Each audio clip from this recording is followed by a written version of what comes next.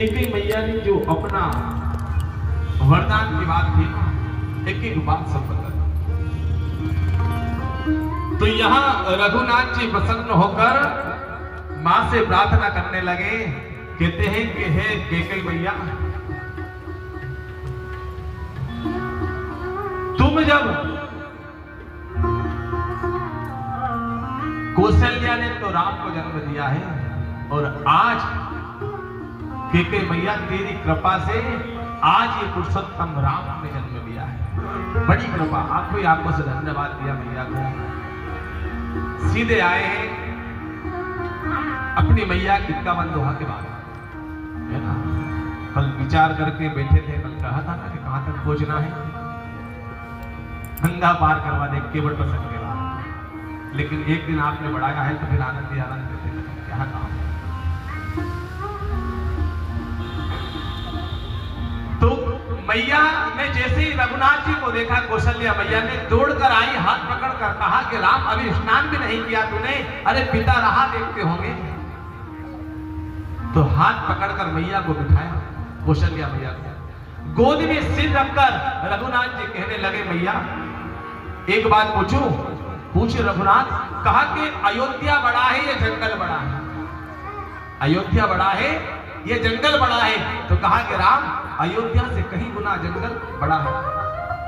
मैया तो भरत बड़ा है या राम बड़ा है? तो कहा कि राम तुम बड़े हो। तो कहा कि मैया तुम्हें नहीं मालूम है, मैं बड़ा हूं और मेरा भाई छोटा है। यदि मैं बड़ा होकर अयोध्या का राजा बन जाता तो मेरा भरत और छोटा हो जाता।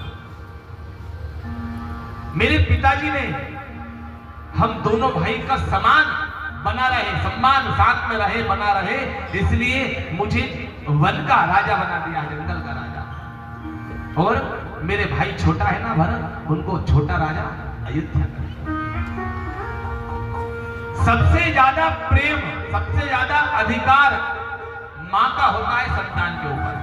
सबसे ज्यादा अधिकार है ना किसका होता है? मां का अधिकार। क्यों? क्योंकि उस जीव को अपने उदर में 9 महीने लालन पालन किया है, अपना आंचल का दूध पिलाया है, उस बालक को सब कुछ सिखाया है जो मां सिखा सकती है, संसार में कोई गुरु नहीं सिखा सकता। तो कौशल्या कहती है, यदि दशरथ जी ने ही, मेरे पति ने ही, राजा ने ही यदि तुम्हें वनवास दिया है ना राम, तो ये कौशल्या मां कहती है कि मेरा राम वनवास नहीं जाएगा। लेकिन राम मां के साथ, पिता के साथ में तुम्हारी कैकेयी मैया ने भी कहा है, इसलिए मैं कहती हूं कि तुम बन जाओ और आज ही बन जाओ और तुम्हारा वहां जंगल ही अयोध्या में समान सुख पालेगा। ये मेरा आशीर्वाद। सहज ही आदेश दे दिया उस कौशल्या मैया ने। इतने में सीता मैया आ गई। सीता मैया ने कहने लगे कि मां, चाहे आप चाहो या रघुनाथ चाहे या ना चाहे, ये आज कोई ना कोई तो वन में रघुनाथ के साथ जाएगा। कहा कि क्यों?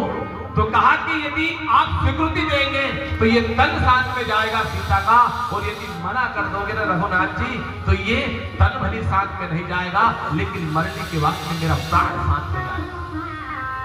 खूब समझाया, कहा कि मैं जानती हूं तेरा स्वभाव। मान सासू कह रही है, मैं जानती हूं तेरे पिता ने, जनक ने कभी जमीन के ऊपर नहीं चलने दिया, अपने आंखों के पलकों के ऊपर तुझे चलाया है जनक ने। और यहां तो आई है ना, तो जानकी हमने पूरा तेरा ध्यान रखा है, तुझे कभी जमीन के ऊपर पैर रख नहीं दिया, और तू वहां नंगे पैर वन में जाएगी। तुझे नहीं पता है, कभी बानर भालू का यदि चित्र देख लेना फोटो, तो तू बीमार पड़ जाती है, ज्वर आ जाता है, और वहां अनेक जीव जंतु होंगे वहां। कैसे तेरे लिए वनवास अच्छा नहीं है? राम जी कहने लगे, कहीं नहीं जानकी, ये वनवास तेरे लिए नहीं है। तो कहा कि तुम्हारे लिए अच्छा।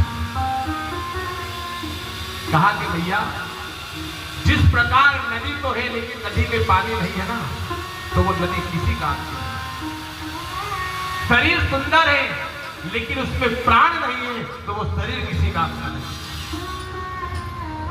शरीर में बीमारी है, डायबिटीज आदि है ना, आज की भाषा में कहते हैं वहां तो सिर्फ बीमारी लिखा है। और 56 भोग रखे थाली में, तो बताओ वो 56 भोग कोई काम के?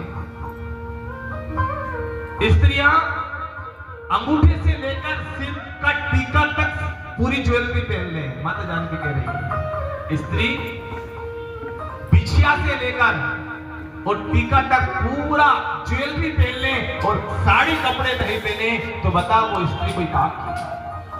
उसी प्रकार मैया मेरे अयोध्या में सास है, 3 ससुर हैं, देवरानी बहन सब एक है, देवर जैसे भाई है, लेकिन जिस स्त्री का पूरा परिवार भरा है और उन स्त्री का यदि पति नहीं है तो किस काम का वो परिवार है?